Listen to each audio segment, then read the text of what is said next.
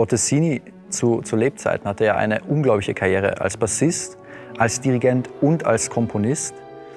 Zum einen als Bassist schrieben damals die Kritiker, egal wo in der Welt, sei es jetzt Südamerika, sei es jetzt Europa, egal, wenn Bottesini auf dem Programm stand, war ausverkauft. Er hat mit den größten musikalischen Persönlichkeiten seiner Zeit zusammengearbeitet, das Duo mit Geige zum Beispiel, mit Wieniawski und Vieuxtemps gespielt regelmäßig und das Duo mit Cello gemeinsam mit Piatti gespielt.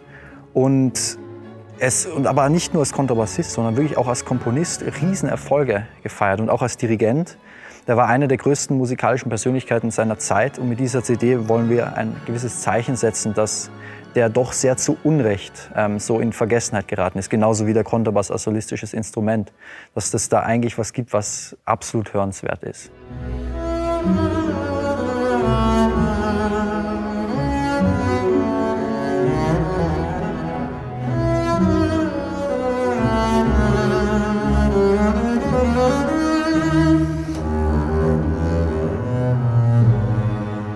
Ein Genie, ein Verrückter, ganz sicherlich, der die Grenzen völlig neu gesetzt hat auf dem Instrument. Und sowas interessiert mich immer sehr als Geiger. Bei uns war das natürlich der Paganini, der alles revolutioniert hat, der alles neu erfunden hat nochmal auf der Geige. Und zwar schon mit 19 Jahren. Und Bottesini ist das Äquivalent auf dem Kontrabass. Und ich bin total fasziniert von dieser Akribie eines verrückten Menschen, der Neues schaffen will und scheinbar schon Vorhandenes noch einmal ganz neu ausdrückt, und zwar über grandiose technische Erfindungen letztlich.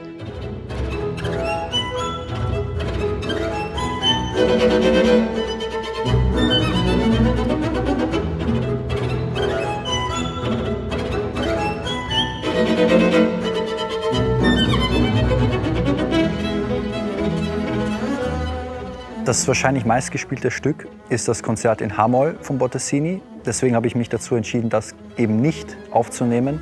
Stattdessen das Konzert in Fis-Moll, das viel seltener gespielt wird, was meiner Meinung nach musikalisch aber unfassbare Stärken hat.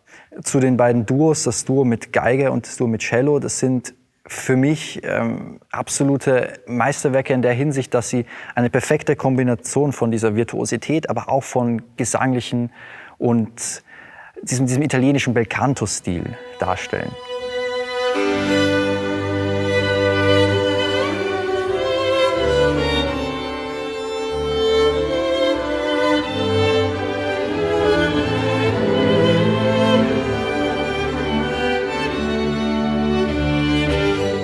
Ich glaube, es ist auch erwähnenswert, dass er ein wirklich sehr inniges Verhältnis mit Giuseppe Verdi hatte.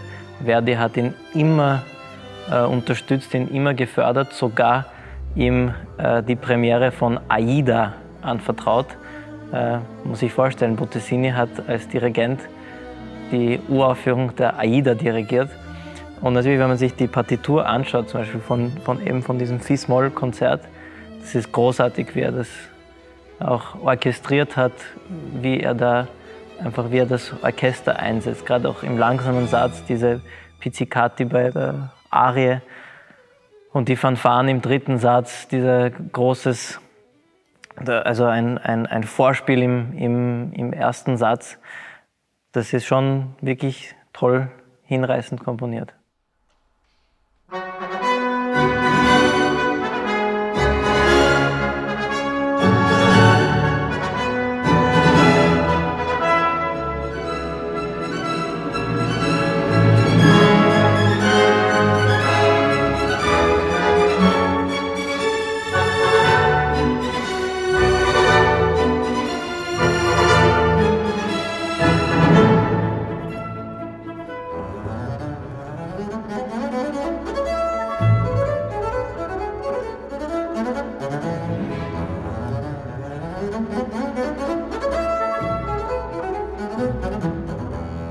Ja, besonders wenn man jetzt die langsamen Teile anhört, zum Beispiel jetzt den zweiten Satz des Konzertes, da merkt man, das war wirklich ein absolut großartiger Opernkomponist.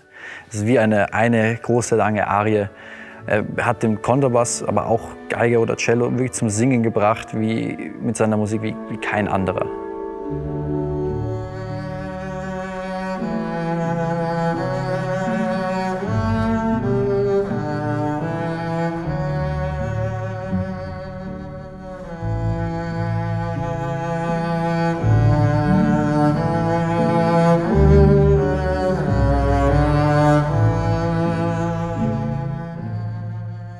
letzten Tagen während den Aufnahmen haben wir gemerkt, Bottesini ist eine unglaublich emotionale, energetische Musik. Und das in so einer Wahnsinnsbesetzung aufzunehmen, hat uns allen eine Riesenfreude und eine Riesenbegeisterung bereitet. Überzeugen Sie sich selber von dieser fantastischen Musik und ich hoffe, Sie können genauso wie wir diese Freude mitempfinden.